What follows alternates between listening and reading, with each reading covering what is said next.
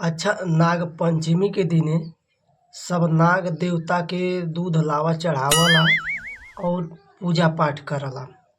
यह दिने सबके देख के यह लगला कि अब न त नाग देवता के केहू मारी और न त नाग देवता अब केहू के कटिहे। अच्छा।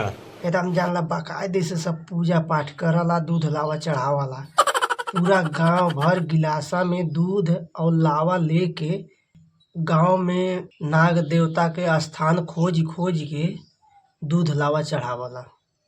और जैसे नाग पंचमी बीत जाला ओकरे एक दिन बाद या 2 दिन बाद कबो भी अगर कहीं भी नाग देवता भेटा जाला त जानला कि तुरंत पिटा जाला। वह दिने जानला कि सब जानला भुला जाला कि हम नाग देवता के दूध लावा चढ़ौले है और पूजा पाठ कैले है। जानला एकदम दिमागे में से उतर जाला। जैसे मालूम होला कि वो समय यादासे नहीं बा, यादासे चल गई।